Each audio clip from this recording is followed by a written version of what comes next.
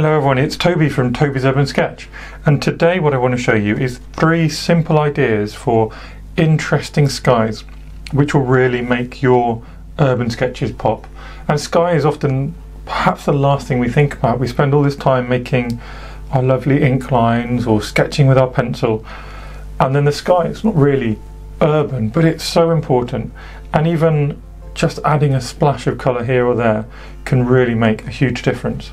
So I'm going to take you through 3 different skies: a nice blue sky, a more sort of moody cloudy sky, and a dramatic or sunsetty sky, and just give you simple ideas for colours that you can use and ways you could apply those colours to make these things pop. I'm going to just be using a size 6 round brush because I've got nice small little sort of thumbnail sketches here. Now, the first I'm going to suggest is this blue sky. My favourite mix for a nice bright blue sky is a mix of cobalt blue, a nice sort of slightly cool primary blue, along with phthalo blue, in this case phthalo blue green shade. And if we mix them together, we end up with this lovely, really bold sort of springtime kind of sky colour. And what I like to do with a blue sky is apply it around my main point of interest. So instead of putting it everywhere, I start, because it's such a punchy colour, I start just going around that point of interest. Now to pop it behind this little fence here, but getting it relatively neatly, it doesn't have to be perfect, but relatively neatly around that point of interest in a fairly flat wash. And having done that flat wash, what we can do is we can clean off our pen and we can come in and drop a little bit of cobalt, and that will bloom out, maybe a bit of cobalt over here. Or we could come and we could do the same with phthalo blue. And then what we're doing now is we've got a nice flat sky, but we're adding that variation. We're letting the watercolours do their own thing. To enhance it even more, we could again clean our brush off, maybe take a little bit of water and just start pulling out some of that pigment so we can create some other types of variations.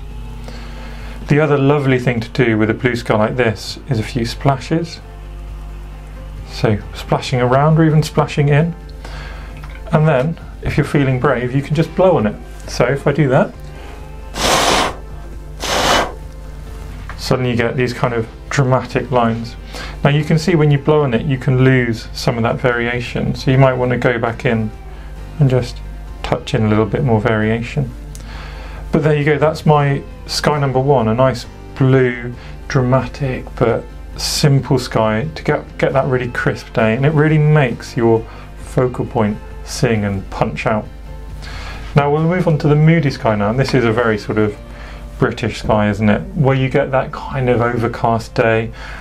Perhaps you do have, I say lovely, but big storm clouds, but perhaps it's just a bit moody and a bit sort of grumpy and you want to make something of it.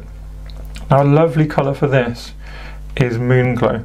So moon glow I talk about a lot, and it's got 3 different pigments in. It's got alizarin crimson, viridian, which is a green, and ultramarine, so it creates lovely different patterns everywhere. Now what I like to do with a moody sky is we want a more random application of colour. It's nice to have it come down to our focal point so that we've got a crisp outline, but then start getting in other areas of colour. And if you work nice and quickly, so we can even splash this early, if you work nice and quickly, not rush but quickly, you'll find that things are still wet enough that you can now come in and you can start moving that around. And if you don't have moon glow, I'd suggest something like a Payne's grey, which is a very common colour to have, or even just mixing your own Payne's grey using an ultramarine and a burnt sienna or a burnt umber, which makes another nice alternative. And do you see how just using this kind of neutral grey colour, a little random application of paint and a little bit of movement of that paint, suddenly we can take, you know, what could be quite a bland sky and give it a whole heap of drama and character. If you really want to amp it up, you could again start dropping in bits of that pigment.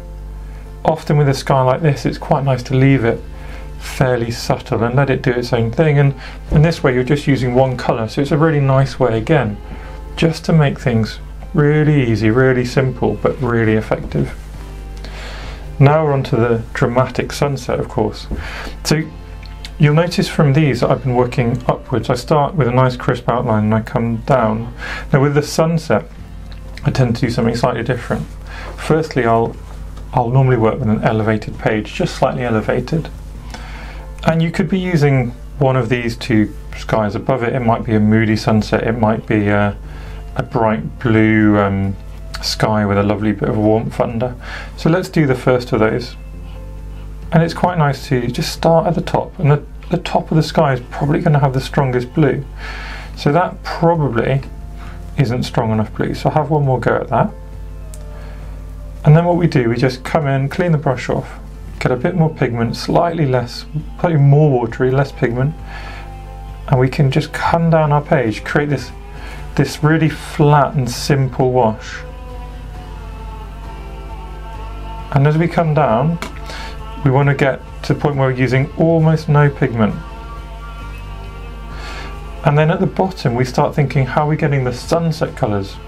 So I'm going to use Hansa Yellow Medium, and I'm going to pop that in first, and that's going to go in a kind of crescent around all this space. So now we're getting ourselves to the point where we've got a lovely sort of crisp outline again. And then we're going to take a red, so for me it's a primary red, Scarlet Lake, and that's going to come in between. And now again, if we work quickly enough, we can start blending and moving that. And this is another example of a time where you might enjoy just splashing in a bit of extra colour.